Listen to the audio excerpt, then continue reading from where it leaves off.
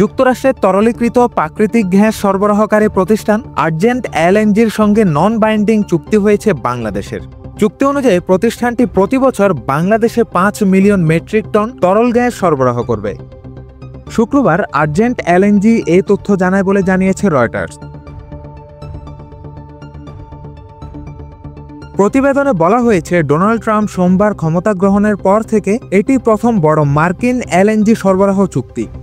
তাদের মতে এটি নতুন প্রশাসনের জ্বালানি বান্ধব নীতির প্রতি শিল্পের আস্থা প্রতিফলিত করে। বাংলাদেশের সঙ্গে আর্জেন্ট এলএনজির চুক্তি প্রমাণ করছে ট্রাম্প প্রশাসনের উপর এই খাত সংশ্লিষ্টদের আস্থা রয়েছে।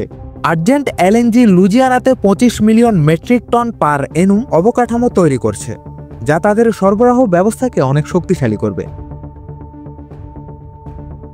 যেসব দেশের সঙ্গে যুক্তরাষ্ট্রের মুক্ত বাণিজ্য চুক্তি নেই সেসব দেশে গ্যাস পাঠানোর ক্ষেত্রে মার্কিন জ্বালানি বিভাগ লাইসেন্স প্রদান স্থগিত করে রেখেছিল। তবে গত সোমবার ক্ষমতা গ্রহণের পর নির্বাহী আদেশের মাধ্যমে এটি রহিত করেন ট্রাম্প, কারণ তিনি বিশ্বব্যাপী যুক্তরাষ্ট্রের গ্যাস সরবরাহ বাড়াতে চান। বর্তমানে বিশ্বের তরলীকৃত প্রাকৃতিক গ্যাসের সবচেয়ে বড় সরবরাহকারী দেশ যুক্তরাষ্ট্র, কিন্তু তারা 2028 সালের মধ্যে সরবরাহের পরিমাণ দ্বিগুণ করতে চায়। লুইজিয়ানার পোর্ট ফোরচনে আর্জেন্ট এলএনজির অবকাঠামো তৈরি সম্পন্ন হলে তারা বাংলাদেশের পেট্রোবাংলার কাছে গ্যাসের কার্গো বিক্রি করা শুরু করতে পারবে।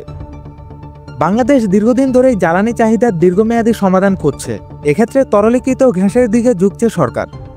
তবে 2022 সালে ইউক্রেনে রাশিয়ার হামলার পর বিশ্বব্যাপী যখন গ্যাসের দাম বেড়ে যায়, তখন কম দামি কয়লার দিকে আবারও ঝোঁকা শুরু করে ঢাকা।